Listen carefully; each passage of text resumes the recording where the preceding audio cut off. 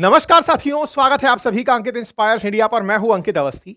हाल ही में कुछ दिनों पहले आपको एक जानकारी हमने दी थी कि जेलेंस्की फ्रांस की यात्रा पर गए और 100 राफेल खरीदने का अपना इंटरेस्ट जाहिर करके चले आए इमानुएल मैक्रोन के पास। ये खबर अगर आपको याद है तो इससे आगे की खबर याद दिलाता हूं। आपको याद होगा कि F-35 को बेचने के लिए ट्रंप लगातार प्रयास कर रहे हैं और जितने दिनों से आप लोग जियोपॉलिटिक्स की इन घटनाओं को सुन रहे हैं, अब तक एक क्लैरिटी ऑफ थॉट ये आ चुकी होगी कि इस दुनिया में डिफेंस इक्विपमेंट को बेचने को लेकर तमाम प्रयास रहते हैं। चाहे अभी तेजस का हमारा एयर शो के अंदर क्रैश होना हो, उसकी मजाक बनाने को लेकर के चाइनीज प्रयास हो, पाकिस्तानी प्रयास हो, ये सब बातें निकल कर कहां से आती हैं कि अल्टीमेटली डिफेंस इक्विपमेंट कौन कितना बढ़िया से बेचेगा, नंबर एक। और दूसरा, किसके पास इतनी पावर है जिसको लोग मानते होंगे। अमेरिका लगातार ना केवल F-35 बेचने में बिजी है, बल्कि दुनिया में जो हर दिन गिनाता है कि मैंने इतने युद्ध रुकवा दिए, उनमें रशिया यूक्रेन युद्ध को रुकवाना चाहता है। क्योंकि अब उसको दुनिया में अगर अपना वाकई में सिक्का चलाना है, तो उसे पीस प्रेसिडेंट बनने के लिए दुनिया में यह प्रूव करना होगा कि मैंने रशिया यूक्रेन युद्ध रुकवा दिया। अब देखो, यूक्रेन ने क्या गलती कर दी थी कि वो F-35 में रुचि ना दिखाकर राफेल में दिखा दिया। तो आपको ये तो समझ में आ गया कि यूक्रेन ने अमेरिका के साथ में बिट्रेयल कर दिया, एक प्रकार का धोखा कर दिया। अमेरिका पाकिस्तान के साथ मिलकर के जो F-35 के लिए गुण गवा रहा था, राफेल की खिल्ली उड़वा रहा था, उसको बड़ी इस बात से चोट लगी तो उसके परिणाम भी आपके सामने आने में देर नहीं लगी। भाई साहब, ट्रंप ने यूक्रेन के सामने 28 सूत्रीय मांग रख दी है। जैसे आपने पीस गाजा प्लान सुना था ना, बिल्कुल वैसे ही रशिया यूक्रेन के लिए 28 पॉइंट का पॉइंट निकल कर आया है। और वो भी अभी अमेरिका द्वारा ऑफिशियल नहीं आया है। अमेरिका ने अपना एक प्रतिनिधि भेजा है बकायदा यूक्रेन, जो लेकर गया 28 सूत्रीय मांगे। अमेरिका कुछ नहीं बोल रहा है, जेलेंस्की खुद बाहर निकल कर आए हैं और देश के सामने कल रात को संबोधित करते हुए कह रहे हैं कि हे देशवासियों, हमारी हालत बहुत खराब है।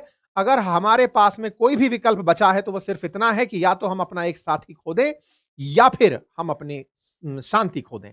साथी खो दें यानी अमेरिका खो दें, और शांति खो दें यानी कि युद्ध जारी रखें।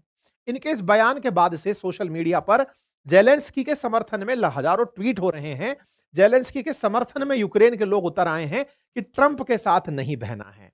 ट्रंप के साथ नहीं बहना है। Do you support Zelensky, yes और नो? जेलेंस्की सोशल मीडिया पर चल रहा है क्योंकि ट्रंप जैसे हमास और इजराइल के बीच में समझौता कराते कराते इजराइल की तरफ से बैटिंग कर गए, लेकिन दुनिया को दिखाया कि मैं गाजा की तरफ से खेल रहा हूं। वैसे ही रशिया यूक्रेन में यूक्रेन का साथ दिखाते दिखाते रूस के साथ खेल गए। लेकिन रूस के मामले में आप में से कई लोग इस तरह से भी सोचेंगे कि सर, रूस पर भी तो बहुत पाबंदियां लगाई हैं, उसके ऊपर भी इतने सैंक्शन लगाए हैं, भारत को तेल खरीदने की मना किया जा रहा है। ये सब कुछ वो प्लान है जो म्यूचुअल अंडरस्टैंडिंग से होते दिख रहे हैं। मतलब ऐसा कि इंडिया को बोलेंगे तेल ना खरीदे ताकि तुम पर हमने प्रेशर क्रिएट किया, लगना चाहिए। वहीं दूसरी तरफ इंडिया तुमसे तेल नहीं खरीद करके हमारी बात को बड़ा करेगा, रशिया तेल ना बेचकर बात को बड़ा करेगा और उतने में हम यूक्रेन को दबा देंगे। मतलब एक नेक्स्ट लेवल की प्लानिंग चल रही है। पता नहीं ये भाई साहब किस तरफ से खेल रहे हैं बैटिंग, लेकिन दोनों तरफ से कर रहे हैं। देखकर तो लग रहा है कि पुतिन का ज्यादा ही साथ दे रहे हैं, क्योंकि ट्रंप ने जो जेलेंस्की से कहा था कि तुम्हारे पास कोई कार्ड नहीं है, तुम्हारे पक्ष में कोई भी ऐसी चीज नहीं है, वो बात इन्होंने कल फिर से दोहरा दी। Without us you don't have any card, तुम्हारे पास हमारे बिना कुछ भी नहीं है। ये बात दोहराते हुए ट्रंप ने फिर एक बार जेलेंस्की को आईना दिखा दिया और बताया कि जो हम कहेंगे तुम्हें फाइनली वही करना पड़ेगा। ट्रंप का 28 पॉइंट प्लान निकल कर आया, पीस प्लान, जिसको जेलेंस्की ने रिजेक्ट कर दिया। ये सुबह की खबर बनकर आ रही है, लेकिन इस रिजेक्शन को अभी ऑफिशियल वो नहीं मिला है। मैं पहले से क्लियर कर देता हूं, ये दोनों जो न्यूज आप सुन रहे हैं, इन दोनों में ना तो अमेरिका ने ऑफिशियली इस बात को कहा और ना ही यूक्रेन ने ऑफिशियली इसको डिनायल की बात कही। लेकिन ये इतनी चर्चा क्यों आ गई? क्योंकि यूक्रेन के अंदर जेलेंस्की के वीडियो वायरल हो रहे हैं। जेलेंस्की ने ऑफिशियली पूरी दुनिया के देशों से बात कर ली है जो उसके समर्थक हैं। जेलेंस्की खुद कल का एक वीडियो डालकर बोल चुके हैं कि हमारे सामने एक ऐसा प्रपोजल आया है जिसको मान लिया तो हम खत्म हो जाएंगे। तो आपके दिमाग में सवाल तो आना चाहिए कि ऐसा क्या है इसके मानते ही यूक्रेनियंस में डर आ गया है? ऐसी कौन सी शांति फ्रेमवर्क है जो कि अमेरिका के सेना सचिव डैन डिस्क्रॉल लेकर यूक्रेन पहुंचे हैं? और यूक्रेन की सुरक्षा गारंटियों का जिसमें जिक्र किया गया है, असल में इस मायने में कहा गया है कि यूक्रेन को कुछ जमीन छोड़नी होगी, सेना का साइज सिंचित करना होगा, सीमित करना होगा, नाटो को यूक्रेन में सैनिक भेजने से रोकना होगा। यह बात जब ट्रंप से पूछी गई कल के दिन, जब ममदानी मिलने आए थे, उस समय इनसे पूछा पत्रकारों ने, तो इन्होंने कहा कि हम अपना सपोर्ट रोक देंगे I've spoken with their people. We have a plan. It's horrible what's happening. It's a war that should have never happened. It would have never happened if I was president, and it's a shame. And I thought they should have acted quicker. But it's a cold winter, and a lot of the you talk about utilities, but a lot of the big energy producing plants have been under attack, to put it mildly, to put it nicely. We have a way of getting peace, or we think we have a way of getting peace. He's going to have to approve it. Just so sad. So many people. Last month they lost 25,000 soldiers. This is something we haven't seen anything like this since the Second World War.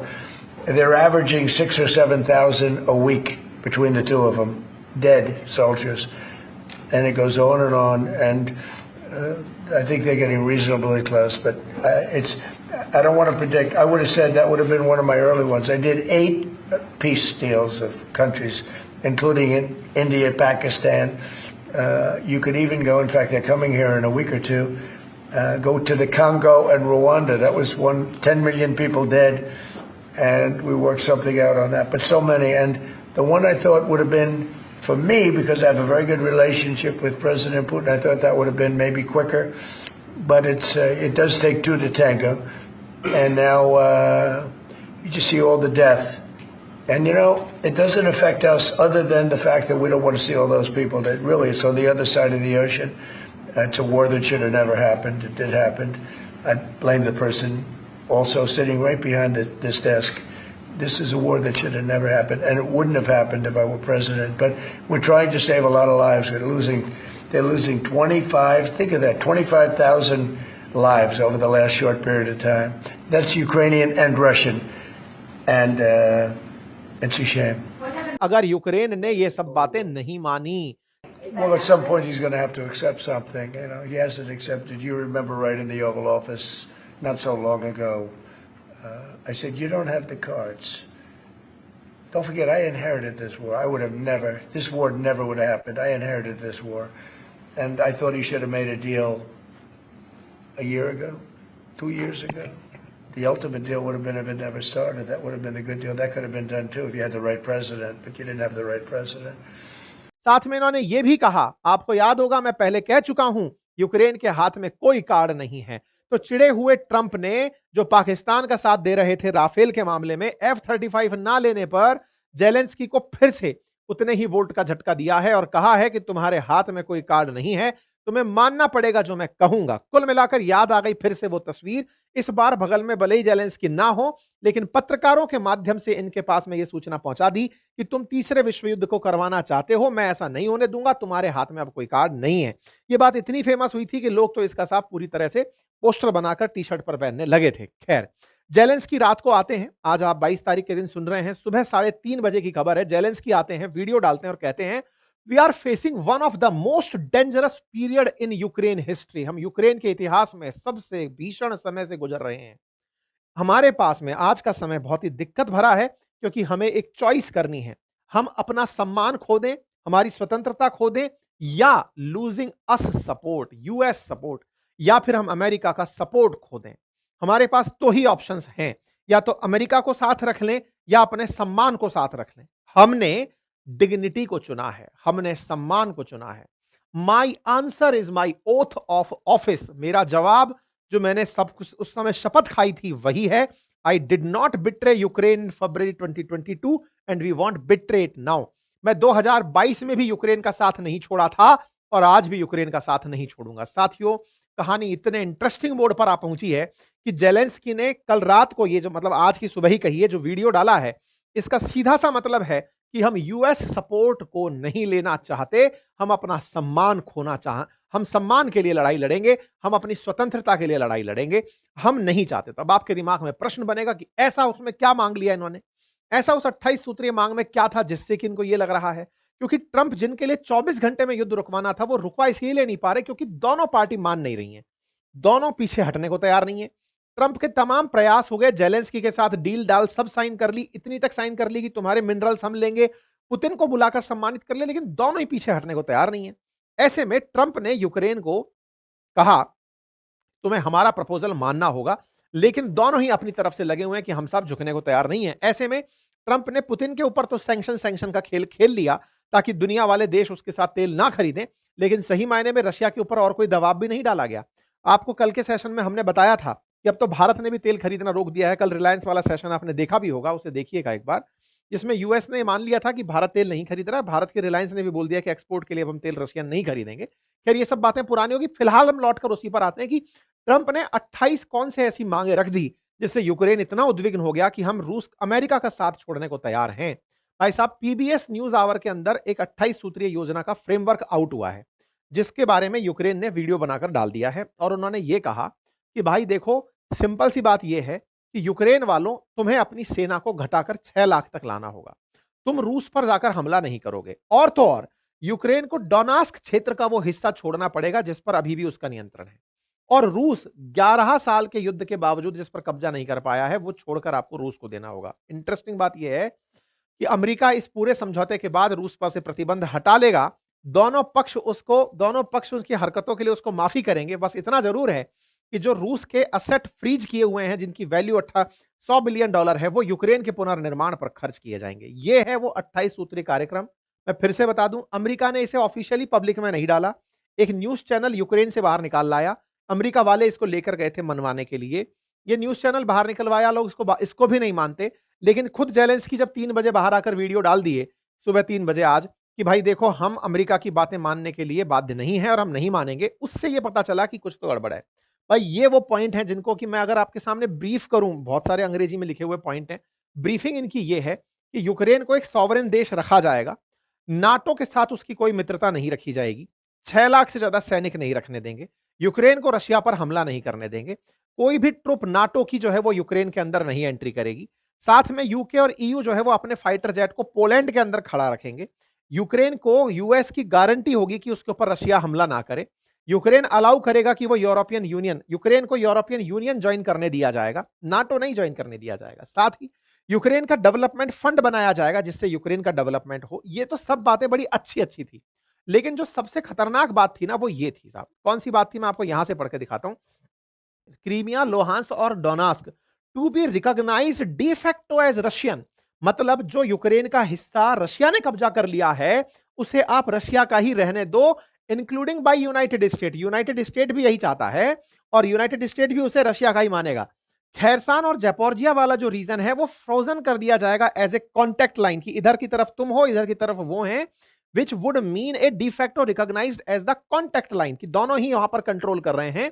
Russia to give up agreed upon territory they control outside of the 5 region. ये जो 5 क्षेत्र हैं, जपोर्जिया, Kharkiv, लोनास्क, डोनास्क और Crimea, इसके अलावा अगर Russia के पास कोई क्षेत्र है, रशिया उसे छोड़ने को तैयार होगा। यूक्रेन फोर्स विड्रॉ कर दी जाएंगी डोनास्क रीजन से। कुल मिलाकर के रशिया के पास में जो कब्जे का क्षेत्र है, ये सारा की सारा, क्रीमिया, खैरसान, जपोर्जिया, डोनास्क, लुहांस्क, ये तो रशिया को दे दो। बाकी बचा हुआ जो क्षेत्र है ना, वो हम तुम्हारा मान लेंगे। तुम यहां पर जपोर्जिया और खैरसान रीजन में रशिया के साथ कांटेक्ट में रह सकोगे। कुल मिलाकर के रूस के हिस्से में फैसला सुना दिया। रूस के हिस्से में फैसला सुना दिया। यूक्रेन इतने साल से जिसके लिए झगड़ रहा है, वो यही तो है कि ये छुड़वाओ। जब यही सब उसको पहले ही देना था तो ये तो 2022 में ही हो लिया था, अब क्यों झगड़ना इतने दिन तक। कुल मिलाकर यूक्रेन ने साफ इनकार कर दिया कि सर, हम ये छोड़ने की स्थिति में नहीं है। बस यहां से ही जेलेंस्की ने जैसे ही सुबह ये बात बोली, इनके समर्थन में लोग उतर आए कि देखो, ट्रंप ने कुछ नहीं किया, पीस डील के नाम पर किसी का बेवकूफ बना दिया। लेकिन प्रस्तावों पर जेलेंस्की बातचीत के लिए शुरुआत में तैयार दिखाई दिए। उन्होंने फिर दुनिया भर के लीडर्स से बातचीत करी और बातचीत में उन्होंने खूब सारे ट्वीट, इनकी कॉमन आदत है, जब भी कोई नया अवतार आता है तो ये तुरंत ट्वीट करते हैं। सबसे बातचीत करी और सबसे बात करके इन्होंने धन्यवाद दिया और कहा कि देखो यूरोपियन लीडर्स, आप सबने हमारा साथ दिया। याद रखना, यूक्रेन पर कब्जा अगली बार यूरोप पर कब्जा होगा। यूक्रेन फिलहाल तुम्हारे लिए शील्ड बना हुआ है। बेहतर होगा यूरोप यूक्रेन के साथ मिलकर के काम करे, यूक्रेन की हिफाजत के लिए यूरोप काम करे, क्योंकि रशिया का अगला टारगेट यूरोप ही है। अगर आज तुम मुझे नहीं बचा पाए तो कल तुम्हें कोई और नहीं बचा पाएगा। आवश्यकता है मेरे साथ खड़ा होने की, और यूरोप का धन्यवाद जो मेरे साथ खड़ा रहा। देखिए, कुल मिलाकर एक बात तो तय है, सबसे ज्यादा डर असल में यूरोप को ही है। अमेरिका तो बीच में पंच बना घूम रहा है। यूरोप को डर है कि जेलेंस्की के बाद में अगला नंबर पोलैंड का होगा या फिर उधर की तरफ नॉर्डिक कंट्रीज का होगा। इसीलिए जेलेंस्की उन सबके फियर को एक साथ करने में कामयाब हो गए। कुल मिलाकर रशिया ने तो इस पर हामी भर दी, लेकिन ट्रंप का यह फैसला जेलेंस्की को भारी पड़ गया। इसी के चलते जेलेंस्की ने कल पूरे यूक्रेनियंस को संबोधित किया और कहा, हमारे सामने दो ऑप्शन है, या तो स्वतंत्रता से जिए या अमेरिका के सामने समझौता कर लें। साहब, हम जो है वो स्वतंत्रता से जीना प्रेफर करेंगे। यूएस हमारा मित्र रहता है या नहीं रहता है। इसी के चलते यूक्रेन में इनके समर्थन में जबरदस्त जनता उतर आई है।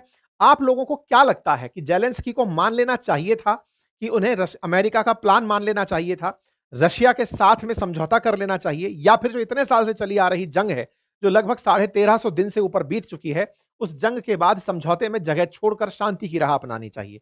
आप लोग इस विषय पर क्या सोचते हैं? अपनी राय जरूर कमेंट बॉक्स में दीजिएगा। चैनल पर नए हैं तो सब्सक्राइब कर लीजिए। और हाँ, ये तय है कि यदि शांति होती है, समझौता होता है, तो बाजार बहुत ऊपर उठता है, और बाजार जब उठता है तो उसके लिए आपको शेयर मार्केट में फ्री एंट्री करने का तरीका डीमैट अकाउंट है, जिससे आप ट्रेड कर सकते हैं। अपना पैसा लगाने में कैसे आपको नॉलेज की आवश्यकता है, उसके लिए हमारे कोर्सेज हैं। बातें बाजार की एप्लीकेशन पर म्यूचुअल फंड और स्टॉक मार्केट की बेसिक ट्रेनिंग हमने आपको दी हुई है, आप जाकर उसे एक्सेस कर सकते हैं। हमारे कोर्सेज आपके लिए उपलब्ध हैं। बहुत बहुत धन्यवाद।